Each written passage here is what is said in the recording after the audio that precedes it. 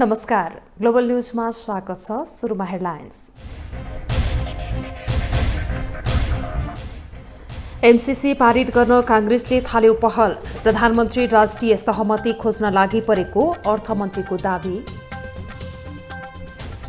निर्वाचन आयोगलाई स्थानीय चुनाव तयारीको चटारो। मतदाता शिक्षा र विद्युतीय मतदान लगायतको अध्ययनमा व्यस्त। सरकारले चालू आर्थिक वर्षको बजेटको आकार 86 अर्ब रुपैयाँले घटायो। 15 खर्ब 46 अर्ब रुपैयाँमा झर्यो। दैनिक उपभोग्य वस्तुको भाव आकासिँदा सर्वसाधारण मारमा। अनुगमन र नियन्त्रण गर्न सरकार उदासीन। र फिफा वरियतामा नेपालले गर्यो सुधार। 2 खुड्किलो माथि उक्लदा 167औं स्थानमा।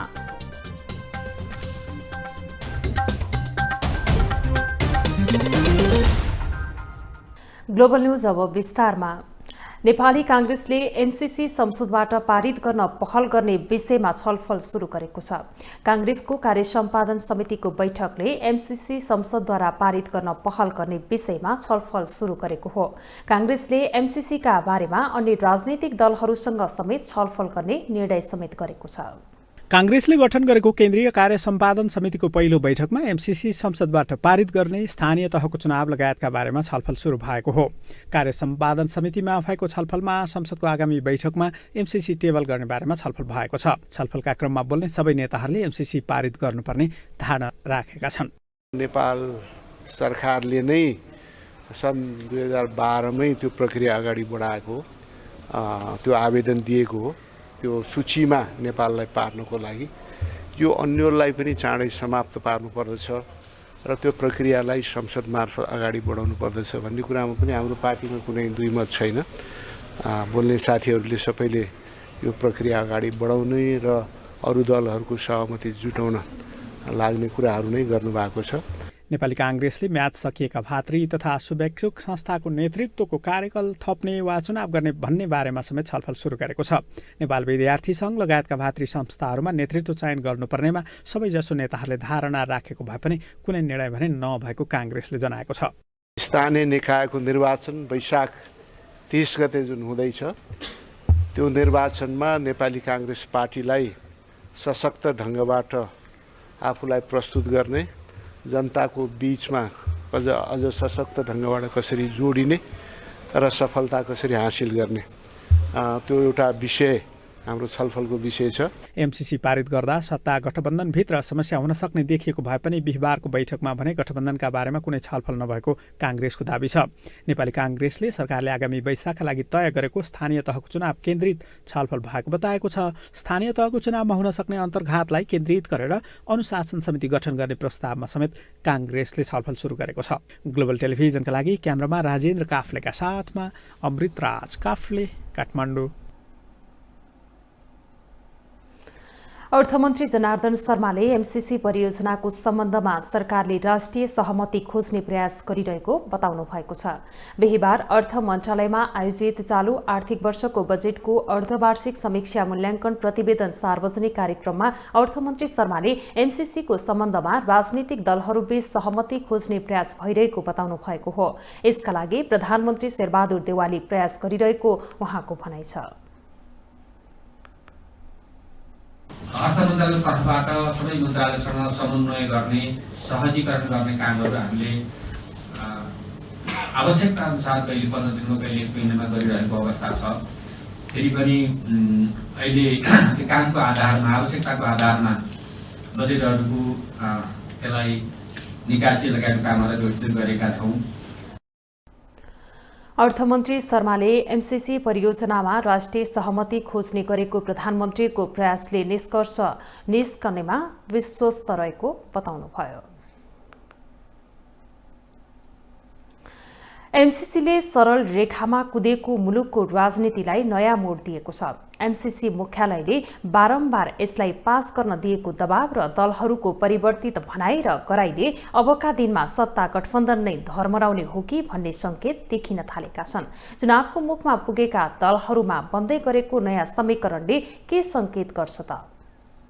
प्रधानमन्त्री शेरबहादुर देउबा र सत्ता साझेदार दल नेकपा माओवादी केन्द्र र नेकपा एकीकृत समाजवादीका अध्यक्षद्वय पुष्पकमल दाहाल प्रचण्ड र माधव कुमार नेपालबीच एमसीसी सम्झौता अनुमोदनबारे छलफल भएको छ, तर छलफलले खास आकार भने लिन सकेन। माओवादी केन्द्रका अध्यक्ष प्रचण्ड र एकीकृत समाजवादीका अध्यक्ष माधव कुमार नेपालले एमसीसी संशोधन बिना कुनै पनि हालतमा अनुमोदन गर्न नसकिने अडान जारी राखेपछि प्रधानमन्त्री देउबा झन बढी दबावमा परेका छन्। तर पनि नेपाली कांग्रेसको कार्य सम्पादन समितिले एमसीसी पारित गर्ने र जनतालाई यसबारे बुझाउनु पर्ने निर्णय नै गरिसकेको छ। हामी गठबन्धनलाई पनि जीवित राख्दै, गठबन्धनलाई क्रियाशील राख्दै, गठबन्धनलाई साथसाथै लिएर जाँदै यी मुद्दाहरू टुङ्ग्याउन चाहन्छौँ। तर कथम कदाचित यी मुद्दाहरूलाई चाहिँ पन्छाएर गठबन्धन जोगाउँ भन्यो भने हाम्रो त्यतातिर खासै चासो रहँदैन। सत्ता गठबन्धन बीच एमसीसी अनुमोदन गराउने कुरामा कुरा नमिल्नु र कांग्रेस यसलाई अगाडि बढाउन अर्को एक कदम अघि बढ्नुले एमसीसीले फेरि मुलुकको राजनीति नयाँ मोडमा अगाडि बढाएको छ। रोचक मोडमा पुगेको मुलुकको राजनीतिमा अब कांग्रेसले गठबन्धन तोड्नेदेखि प्रमुख प्रतिपक्षी दल नेकपा एमालेलाई बोक्ने सम्मको अवस्था आउन सक्ने जानकारहरू बताउँछन्, जसलाई कांग्रेसकै केही नेताहरूको बोलीले थप पुष्टि गर्दछ। हामी चाहिँ नि अब जनतामा गएर उनीहरूलाई सम्झाउने हो, एमसीसी नेपालको लागि राम्रो हो, कुनै के भन्छ अमेरिकी सेनाहरू यहाँ आउने होइन, यहाँकै नियम कानुन अनुरूप एमसीसी जुन $500 मिलियन को जुन ग्रान्ट छ त्यसमा कुनै किसिमको स्ट्रिङ पनि अट्याच छैन। 5 दलीय सत्तारूढ गठबन्धन भित्रै अमेरिकी सहयोग परियोजना एमसीसी विरुद्ध चर्को आवाज उठिरहेको छ, जसको कारण प्रधानमन्त्री देउबाको गठबन्धन सम्बद्ध 5 दलबाटै एमसीसी अनुमोदन गराउने प्रयास सफल नहुने देखिन थालेको छ। अरू 5 दल मध्ये राष्ट्रिय जनमोर्चा त सडकमै आएर विरोध गर्न थालेको छ भने अर्कोतिर एकीकृत समाजवादी आन्दोलन र विरोधको कार्यक्रम घोषणा नै गरिसकेको छ। माओवादी केन्द्र गठबन्धन टुटोस्, एमसीसी अनुमोदन गराउन सकिन्न भन्दै पूर्ववत अडानमा कायम छ। यी र यस्ता घटनाले अबको नेपाली राजनीतिमा एमसीसी पास होला नहोला तर गठबन्धनको समीकरणमा ठूलो बदलाव आउने देखिन्छ। क्यामेरामा राजु थापाका साथमा विकास आचार्य, काठमाडौँ।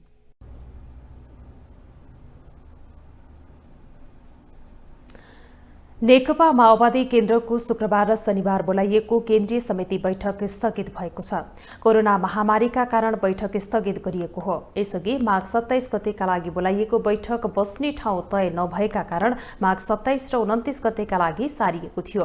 बैठक कमलादी स्थित नेपाल प्रज्ञा प्रतिष्ठानको सभाहालमा बस्ने तय गरिएको थियो, तर अघिल्लो दिन बैठक स्थगित गरिएको हो। माओवादीको केन्द्रीय समिति बैठकले अमेरिकी सहयोग परियोजना एमसीसीका विषयमा पार्टीको धारणा प्रष्ट पार्ने र चुनावका पदाधिकारी चयनबारे पनि छलफल गर्ने तय भएको नेताहरूको भनाइ थियो।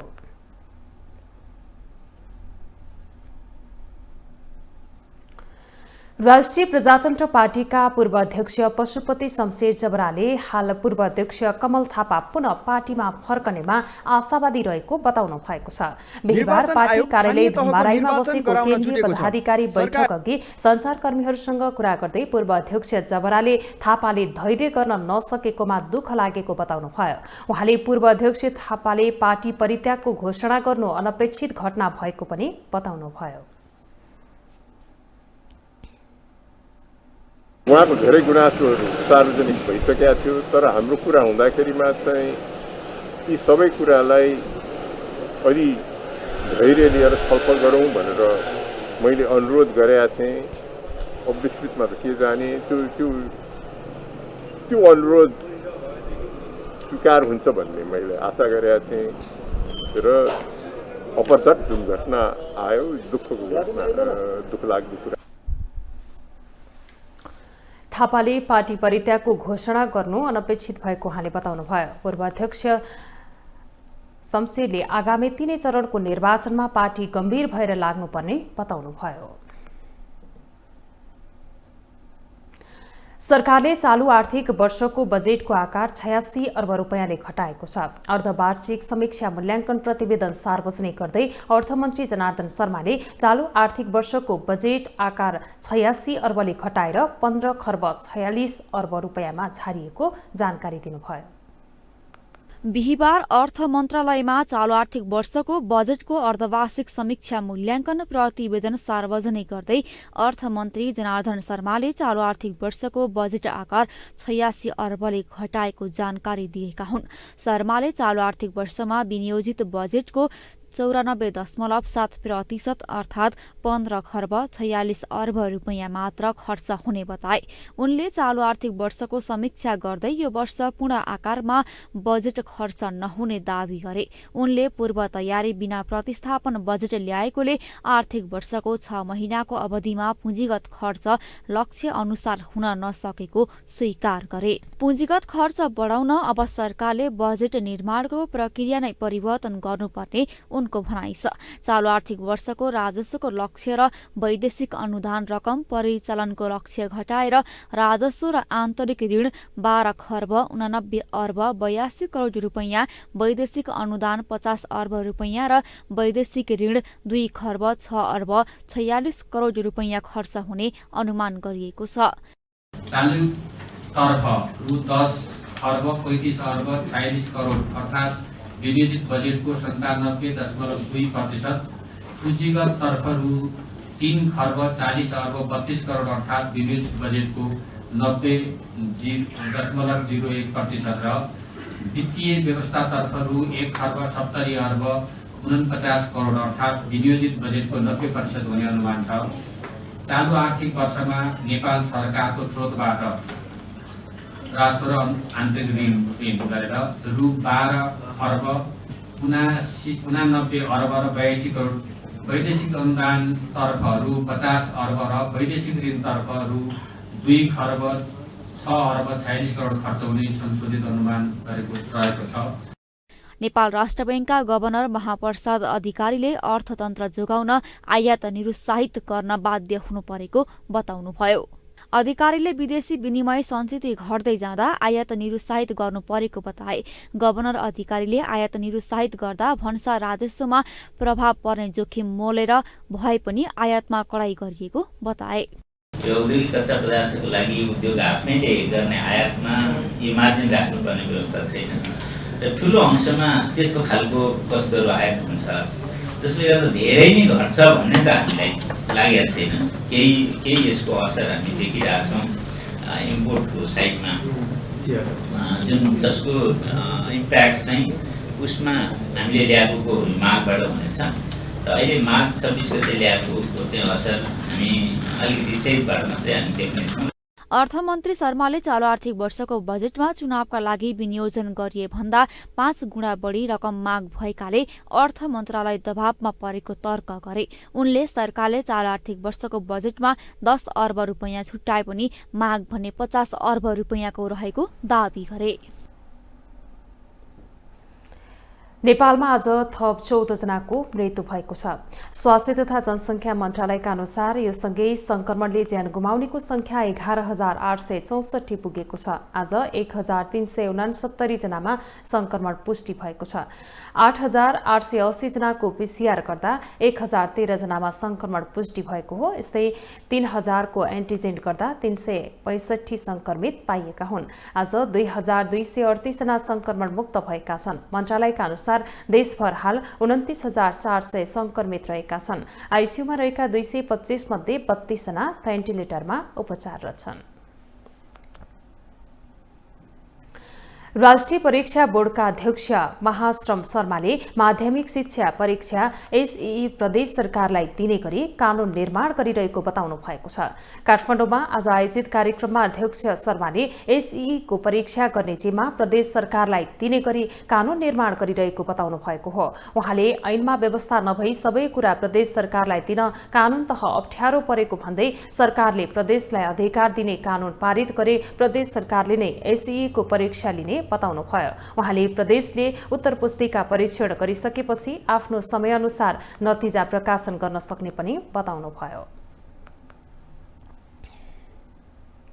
राष्ट्रिय परीक्षा बोर्डको समन्वयमा राष्ट्रिय परीक्षा बोर्डले अहिले नै कानुनमा व्यवस्था नगरिकन ऐनमा व्यवस्था नभइकन सबै कुराहरू ल प्रदेशले चाहिँ गर भनेर दिनको लागि कानुन त अप्ठ्यारो छ र राष्ट्रिय परीक्षा बोर्डलाई त्यो अप्ठ्यारो छ। त्यसो भएर पनि हामीले चाहिँ कसरी चाहिँ यो परीक्षा कक्षा 10 को परीक्षालाई प्रादेशिक स्तरमा सञ्चालन गर्न सकिन्छ, प्रदेशले चाहिँ जिम्मेवारी लिन सक्छ भन्ने लाइनमा वर्कआउट गर्नलाई नीतिगत रूपमा विशेष गरी नीति मात्रै होइन कि कानुनी हिसाबमा नियममा केही परिवर्तन गर्न सकिन्छ भन्ने हिसाबबाट हामीले त्यो प्रक्रियालाई अगाडि बढाएका छौँ। अहिलेसम्म हामीले त्यो प्रक्रियाको कुराहरू अगाडि बढेको विषय पनि हामीले प्रदेशलाई जानकारी गरेका छौँ र प्रदेश सामाजिक विकास मन्त्रालयले राष्ट्रिय परीक्षा बोर्डको निर्देशनमा जुन किसिमको कुराहरू हुन्छ त्यो किसिमको कामहरू गर्न हामी तयार छौँ भन्ने खालको कुराहरू पनि प्रदेशले भनिरहेको छ। अध्यक्ष शर्माले यसपटकको एससी परीक्षामा 2000वटा केन्द्र रहने र 11,000 बढी विद्यालयले भाग लिने जानकारी दिनुभयो। बोर्डले करिब 5 लाख विद्यार्थी यसपटकको एससीको परीक्षामा उपस्थित हुन सक्ने अनुमान गरेको पनि बताउनुभयो। अध्यक्ष शर्माले कक्षा 12 को परीक्षाको समय तालिका पनि केही दिनभित्रै सार्वजनिक गर्ने बोर्डको तयारी रहेको बताउनु भएको हो।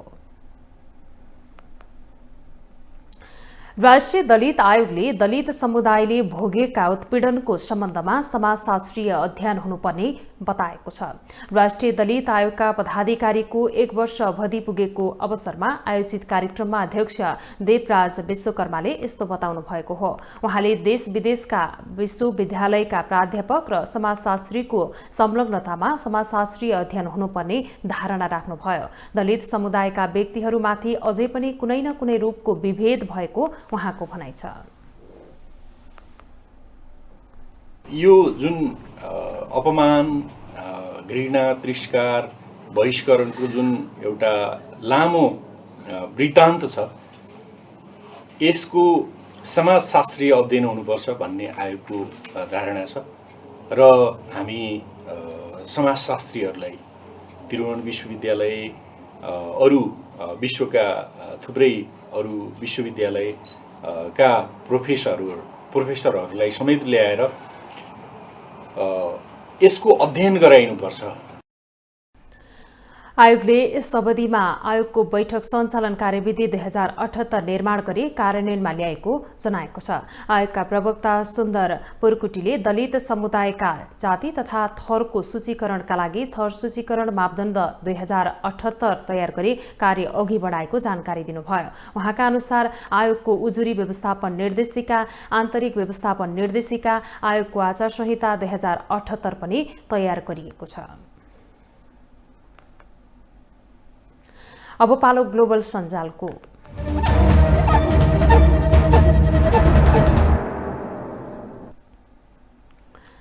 ग्लोबल सञ्जालमा हामी हरेक दिन सार्वजनिक महत्त्वको विषयमा सामाजिक सञ्जालकर्ताले अभिव्यक्त गरेका विचारलाई समेट्ने गर्दछौं। आज हामीले समसामयिक विषय वस्तुमाथि गरिएका टिप्पणीलाई प्राथमिकता दिएका छौं। राप्रपा पूर्व अध्यक्ष कमल थापाले पार्टी छाडेको विषयमा भीम अधिकारी ट्विट गर्छन्। कमल थापाले गाई बेचे, हिन्दू धर्म र राजा बेचे, मन्त्री पदसँग नैतिकता र सिद्धान्त बेचे, अहिले आएर बाइबल भनेर गीता पनि बेचेछन्। माया लागेर आयो बिचराको। एमसीसीको विषयमा पुष्पराज आचार्य आफ्नो धारणा राख्छन्। भारतको सन्देश लिएर नेपाली कांग्रेसका एक नेता वारियतामा अलि तलैले एकाएक राजनीति भेटघाट र सक्रियता बढाए। अब एमसीसी पास हुने सम्भावना क्षीण। एकीकृत समाजवादीका अध्यक्षलाई लक्षित गरेर सागर शर्मा ट्विट गर्छन्। सत्तामा बसेकै छन्, भत्ता पचेकै छ, प्रदेशमा मन्त्री बचेकै छन्, सरकारमा सामेल नै छन्। सरकारमै बसेर सरकार विरुद्ध नाटक गरेर बस्नुभन्दा सक्छौ भने सत्ता र सरकार छोडेर आन्दोलन गर, सक्दैनस् जनतालाई बेवकुफ नबनाऊ माकुने। दलका नेतालाई लक्षित गर्दै पुरुषोत्तम ढुङ्गेल ट्विट गर्छन्। मात्र पुराना पार्टीका 25 जना वरिष्ठ नेता भनाउँदाहरू संघीय र प्रदेश चुनावमा उम्मेदवारी नदिई चुपचाप बसिदिए पनि वर्ष दिनभित्रमा कोही हत्याको आरोपमा, कोही भ्रष्टाचारको आरोपमा, कोही बलात्कारको आरोपमा, कोही संविधान मिचेको आरोपमा, कोही विदेशीलाई सुराकी गरेको आरोपमा आजीवन जेल सजाय काट्ने निश्चित थियो। कांग्रेसलाई लक्षित गरेर लक्ष्मण घिमिरे लेख्छन्। काङ्ग्रेस यो वा त्यो कम्युनिस्टहरूको पुच्छर वा भरिया हुनबाट मुक्त हुने पहिलो खुड्किलो भनेको आउने स्थानीय निर्वाचनमा आफ्नै बलबुतामा चुनाव लड्ने हो। काङ्ग्रेस नेताको अडानसँग नेताका आम कार्यकर्ताहरूको समर्थन छ। काङ्ग्रेसका पदाधिकारीहरूमा सद्बुद्धि आओस्, नेपाली आत्मनिर्भर बनौ भन्दै पन्थ नवराज आफ्नो विचार राख्छन्। हो, बल्ल कुरो ठाउँमा आयो। अब नेपालले आत्मनिर्भर अर्थतन्त्रको बारेमा कक्षा 5 देखि नै पढाउन सुरु गर्नुपर्छ। अर्थतन्त्र केन्द्रित राष्ट्रियता आजको आवश्यकता हो। भिख महँगा देशको जनताले किन विदेशलाई कपाल काट्न लगाएर बस्छ? कपाल काट्ने जस्तो सजिलो काम स्वदेशीले गरे हुँदैन? अब बिजनेस न्यूज।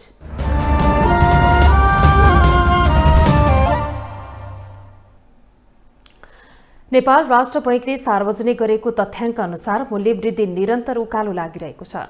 सरकारले मूल्य वृद्धि 6% सीमित गर्ने भनेको भए पनि केन्द्रीय बैंककै तथ्याङ्क अनुसार झण्डै 8%ले महँगी देखिएको हो।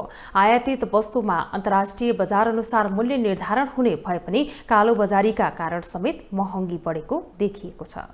केही महिना पहिले प्रति लिटर 200 हाराहारी पर्ने खानेतेलको मूल्य अहिले 300 बढी पुगेको छ। नेपाल राष्ट्र बैंकले सार्वजनिक गरेको तथ्याङ्क अनुसार पनि तेलको मूल्य 21% बढी मूल्य बढेको छ। सरकारले महँगी 6% सीमित गर्ने लक्ष्य लिएको थियो।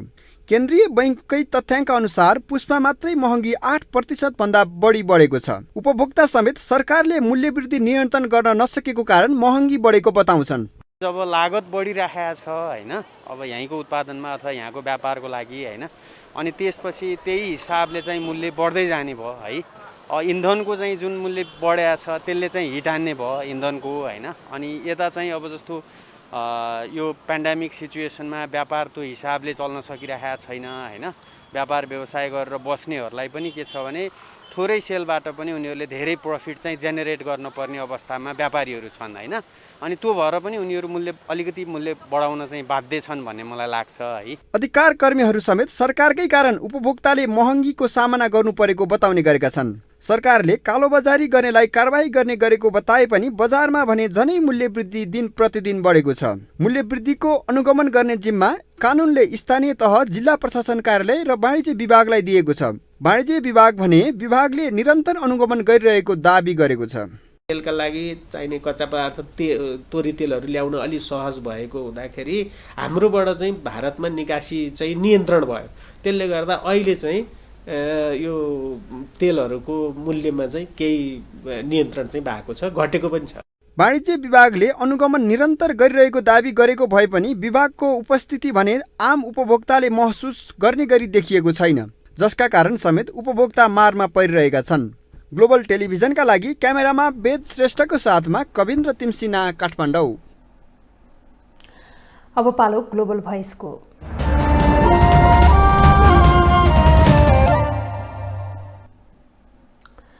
बजार भाव चुलिएको छ। बजारमा व्यापारीको मनोमानी छ, तर नियन्त्रणका लागि न त अनुगमन नै छ न त कालोबजारी गर्नेलाई कारबाही। यसै सन्दर्भमा ग्लोबल भोइसमा आज हामीले सर्वसाधारणलाई सोधेका छौं, मूल्य वृद्धि नियन्त्रण सरकार किन उदासीन भएको होला?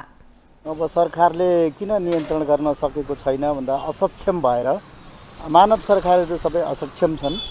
त्यसकारणले गर्दा अब राम्रो नीति नियम नभएर अनि मानिसले अलिकति करप्सनमा धेरै भएर यस्तो भएको भन्छु म चाहिँ। मन्त्रीमण्डल आफ्नो विषयको छैन, माननीय 8 क्लास पढेको छ, त्यसले अब के चलाउने देश यस्तै हो। यो मूल्य वृद्धि हुन्छ, जनताले मार खान्छ, होइन त? अब अरू उनीहरूलाई 3 पुस्ता 5 पुस्ताले पुग्ने गरी कमाइहाल्छ। अब सरकारकै हातको कुरो केही, अब उनीहरूले अब जे गर्छन् अब के गर्ने। अब जनता कसैले केही भन्दैनन् होइन। जनतालाई खुसी भएपछि अब भइगयो नि त हजुर। जनतालाई अब चाहना भएपछि त भइगयो हजुर होइन। जनतालाई चाहना नभएपछि के गर्ने? जनतालाई नि त चाहना चाहियो नि। अब भाउ त हब्बै बढाएको छ नि हजुरको। अब सबै कुरोमा बढिरहेको छ, सबै कुरोमा त्यस्तै चलिरहेको छ। गरिब जनतालाई त भारततिर खान अहिले मुस्किल परिरहेको छ। लकडाउन भनिदिएको छ, लकडाउनले के गर्नु? तपाईँ खाना पाएको छैन, कति जनता भोकै छन्। हाम्रो पनि पसल छ, धेरै दाम बढेको छ सामानको होइन। तपाईँको धेरै नै दाम बढेको छ अहिले त। ग्राहकलाई भनेपछि ग्राहक तर्सिन्छ होइन यो त पहिला यति थियो यतिमा लगाएको अब के गर्ने त दाम बढेको छ। यो हामीले जनता नै अबुझ्छु के पहिलो कुरो त होइन। हामीले कहिले चासो देखाएको छैन यसमा, जहिले पनि राजनीतिक दलले चासो देखाएको छन् होइन। जस्तो लोकल जनताले काम गर्ने जनताले यसमा उनी चासो देखाएको छैनन् होइन। तर राजनीतिक दलले यसको फाइदा लुटिरहेछन् होइन। त हामीले लोकल जनताले स्थानीय जनताले त्यसमा चासो दिनुपर्ने हो वास्तवमा। त काठमाडौँको लोकल जनता त 10% पनि सामेल छैन यसमा, सबै विद्यार्थी लागिरहेछन्। त्यो विद्यार्थी कसको मान्छे हो भने त पार्टीकै मान्छे हो कि भन्नु। त उनीहरूले फोन गरेर रोक भनिदिएपछि सरकार गिराउने र ढाल्ने मात्रै कुरोमा सम्बन्धित हुन्छ कुरोहरू के। न त मूल्यवृद्धि कहाँ घट्छ, कहिले घटेछ त। 4 रुपियाँ बढायो भने 2 रुपियाँ 1 रुपियाँ मुस्किलले होइन भन्नु न। त्यस कारणले यसमा लोकल जनता नै दोषी छन् वास्तवमा। सरकार आए पनि त्यही मूल्यवृद्धिकै कुरा पहिलो राखेको हुन्छ। यो गर्छु त्यो गर्छु भन्ने हो, पछि केही गर्ने होइन। जो आयो भने के भन्ने हो तिनीहरूलाई। शेयर बजार परिसूचक नेप्से आज पनि घटेको छ। बुधबार 22 अङ्कले घटेको शेयर बजार आज 11.96 अङ्कले घट्दै 2801.56 बिन्दुमा झरेको छ। आज व्यापार अन्य र म्युचुअल फन्ड बाहेकका सबै समूहको शेयर घटेकोमा निर्जीवन बीमा, माइक्रो फाइनान्स, विकास बैंक र जलविद्युत समूहको शेयर उच्च अङ्कले उरालो लागेको छ। आज 227 कम्पनीको 69,50,000 किता शेयर 3 अर्ब 2 लाख रुपियाँमा कारोबार भएको छ। सबैभन्दा धेरै नेपाल टेलिकमको 25 करोड रुपियाँ बराबरको शेयर किनबेच भयो। अब इन्टरनेशनल न्यूज।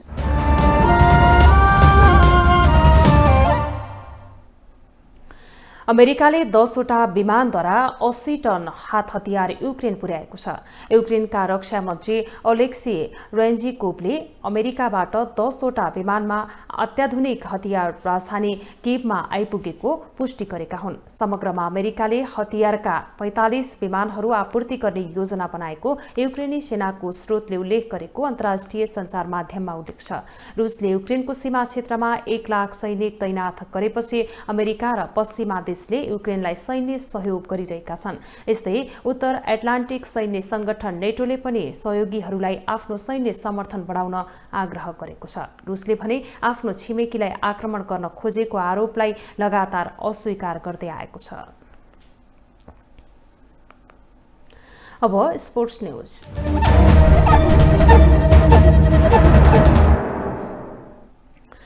फिफा वरियतामा नेपाल 2 स्थानमाथि उक्लिएको छ।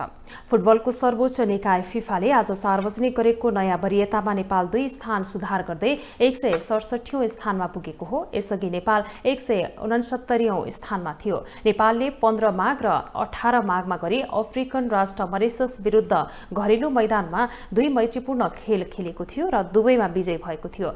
दक्षिण एसियाली देशमा तुलना गर्दा नेपाल तेस्रो स्थानमा रहेको छ। नेपालभन्दा अगाडि रहेका भारत 1 स्थान सुधार गर्दै 104औं र मालदिव्स 157औं स्थानमा छ। नेपालभन्दा पछि रहेका भुटान 185औं, बंगलादेश 187औं, पाकिस्तान 197औं र श्रीलङ्का 204औं स्थानमा छ। विश्व वरियतामा बेल्जियम शीर्ष स्थानमा यथावत रहेको छ भने ब्राजिल दोस्रो र फ्रान्स तेस्रो स्थानमा कायमै छ। अर्जेन्टिना 1 स्थान सुधार गर्दै चौथो स्थानमा उक्लिँदा इङ्ल्यान्ड 5औं स्थानमा झरेको छ। इटली 6औं, स्पेन 7औं, पोर्चुगल 8औं, डेनमार्क 9 र नेदरल्यान्ड्स 10औं स्थानमा रहेको छ। ग्लोबल न्यूजको अन्त्यमा अहिलेसम्मका हेडलाइन्स पुनः एकपटक। एमसीसी पारित गर्न कांग्रेसले थाल्यो पहल। प्रधानमन्त्री राष्ट्रिय सहमति खोज्न लागि परेको अर्थमन्त्रीको दावी। निर्वाचन आयोगलाई स्थानीय चुनाव तयारीको चटारो, मतदाता शिक्षा र विद्युतीय मतदान लगायतको अध्ययनमा व्यस्त। सरकारले चालू आर्थिक वर्षको बजेटको आकार 86 अर्ब रुपियाँले घटायो, 15 खर्ब 46 अर्ब रुपियाँमा झर्यो। दैनिक उपभोग्य वस्तुको भाव आकाशिँदा सर्वसाधारण मारमा अनुगमन र नियन्त्रण गर्न सरकार उदासीन।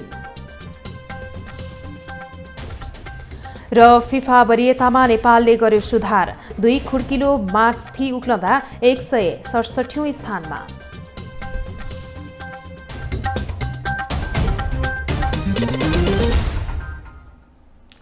अहिलेलाई ग्लोबल न्युज यति नै। ग्लोबल टेलिभिजन तपाईँ फेसबुक तथा युट्युबमा पनि प्रत्यक्ष हेर्न सक्नुहुनेछ।